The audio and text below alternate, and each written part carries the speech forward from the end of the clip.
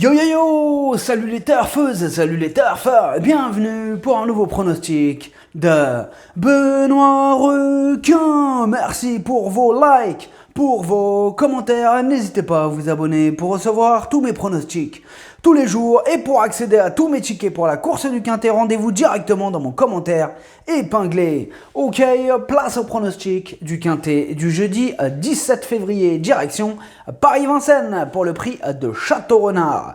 3 attelés, 2700 mètres, 16 partants, réunion 1, course 1, indice de confiance 2 sur 5. Petit retour sur le Quintet du mercredi 16 février, c'était un Quintet à l'envers. Ok, c'est parti, on commence le pronostic et on commence avec le numéro 1, Foster Wood, et on écoute son entraîneur Vincent Martens.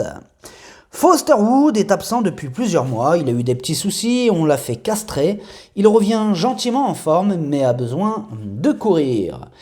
Alors ce que j'en pense de Foster Wood, c'est une rentrée après castration, on l'a pas revu depuis le 17 mars, énorme nom, le numéro 2, FaceTime. Et on écoute Mathieu Abrivard. FaceTime est très bien, il a fait un super hiver, gagnant 3 courses, je le laisse ferrer en vue d'un bon engagement en toute fin de meeting, cette sortie va lui permettre de se maintenir en forme. Ici le lot est beaucoup plus relevé et il n'est pas super bien engagé, même s'il devrait bien se comporter, je vous conseille de le regarder courir.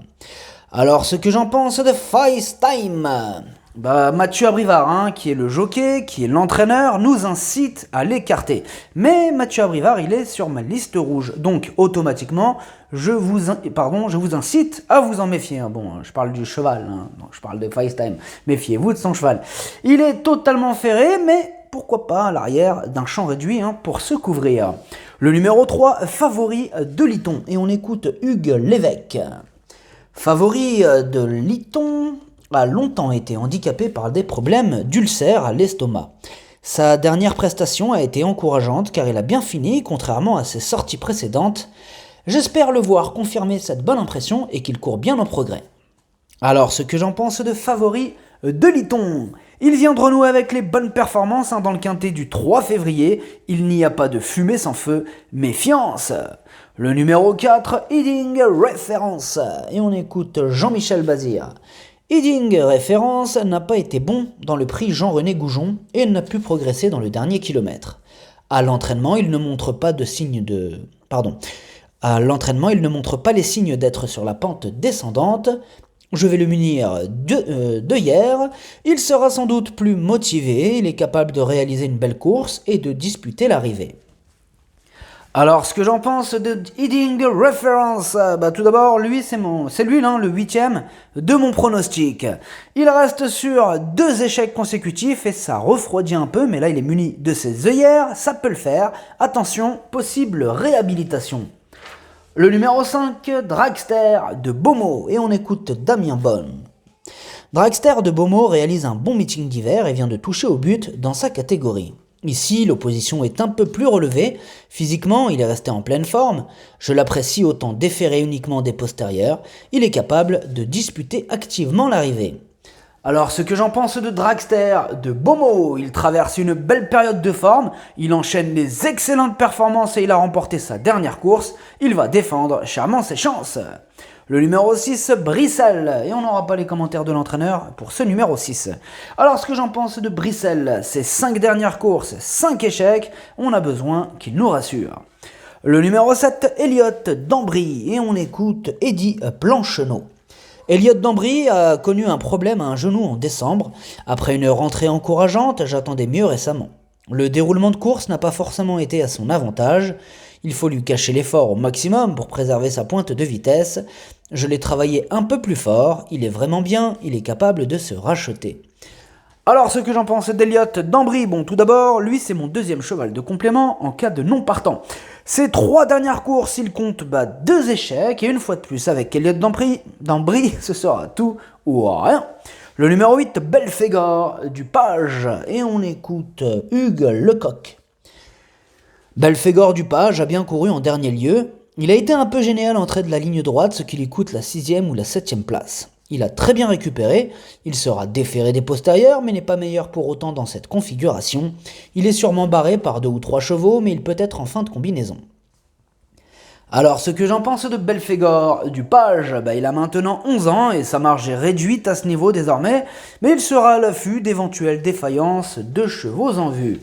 Le numéro 9, Freeman. Et on écoute Alexandre Abrivard. Freeman est bien. On s'est rendu compte qu'il est moins performant en allant de l'avant et au fur et à mesure du meeting. Dernièrement, on a changé notre façon de faire, il s'est retrouvé dans tous les mauvais coups, reculant en haut de la montée, mais il court de première. Il lui faudra de la réussite, si tel est le cas, il aura de grandes ambitions. Alors, ce que j'en pense de Freeman, il est en plein dans sa catégorie et dans l'ensemble il est plutôt régulier, il reste incontournable. Le numéro 10, Dénicheur du Vif, et on écoute Aymeric Thomas. Dénicheur du Vif a encore bien tenu sa partie sur les 2100 mètres à la mi-janvier. Il est sérieux et a été régulier tout au long de l'hiver.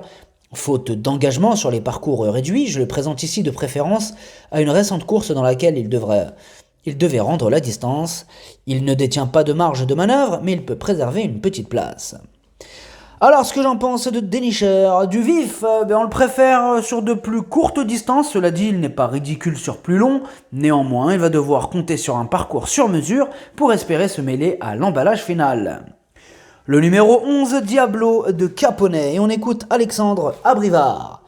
Diablo de Caponnet se montre vraiment irréprochable depuis qu'il est chez nous. Il répète toutes ses valeurs, il peut être déféré des 4 pieds de façon régulière. L'engagement est parfait sans les jeunes. Il ne devrait pas taper loin avec une course limpide, il a sa place sur le podium. Alors, ce que j'en pense de Diablo de Caponnet, il a la pêche, il fait toutes ses courses, il est confirmé à ce niveau, il s'annonce redoutable. Le numéro 12, Doux Parfum, et on écoute Guillaume Gillot. Doux Parfum n'a pas mal tenu sa partie la dernière fois. Il aurait peut-être été 3e ou 4e si cela s'était mieux passé en face. Brave, il fait toutes ses courses comme il a pris des gains, il lui faut un bon parcours, c'est plus un placé potentiel qu'un gagnant. Alors ce que j'en pense de Doux Parfum, il reste sur 3 échecs consécutifs mais il n'a plus à faire ses preuves à ce niveau, il s'entend bien avec Eric Raffin, il va tenter de remettre les pendules à l'heure. Le numéro 13, Carioca, et on écoute Pierre Lévesque.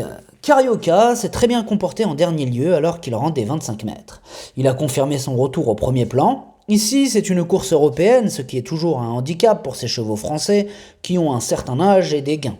Mais vu sa bravoure et sa forme, il peut encore accrocher une place. Alors, ce que j'en pense de Carioca, il a le défaut de ne pas toujours répéter ses bonnes sorties, mais il n'a plus à prouver sa compétitivité, une confirmation est attendue. Le numéro 14, Fakir, Mérité, et on écoute Franck Marty. Fakir Mérité s'est très bien comporté en dernier lieu en dépit d'un mauvais parcours. C'était avant tout une course de préparation. Je l'ai même trouvé un peu plus avancé que prévu dans sa préparation. Ici, c'est un bel engagement. Ce n'est pas le plus simple à driver, mais il peut aller devant comme attendre. Je serais déçu qu'il ne joue pas les premiers rôles.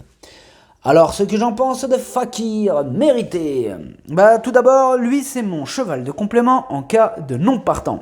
Il fait de son mieux en compétition, il sera confié à Franck Nivard. En revanche, la dernière fois qu'on l'a croisé à Vincennes, c'était en avril 2021. À part ça, il détient une première chance théorique. Le numéro 15, Jack Odzaz, et on écoute Jean-Michel Bazir. Jack Odzaz ne peut rêver meilleur engagement. Il a été réservé pour ça. Avec ses fers, il a eu un assez bon comportement dans le prix de Brest. Depuis, il est resté en belle condition.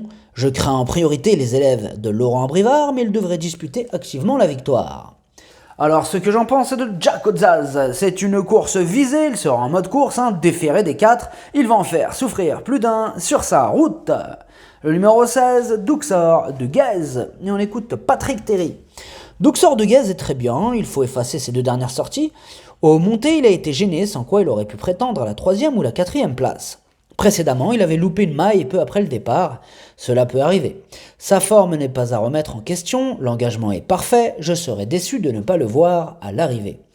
Alors, ce que j'en pense de Duxor de Guèze, c'est le plus riche de la course, mais il reste sur 3 échecs consécutifs. Pourtant, décidé, il aurait son mot à dire, mais il va devoir montrer un tout autre visage pour espérer terminer dans la bonne combinaison. Le pronostic, ça donne 15, 11, 5, 9, 12, 13, 3. Merci d'avoir suivi cette vidéo. N'hésitez pas à vous abonner pour recevoir tous mes pronostics tous les jours et pour accéder à tous mes tickets pour la course du Quintet. Rendez-vous directement dans mon commentaire épinglé. À jouer avec modération. Bonne chance. Chopez-le-moi. Ciao.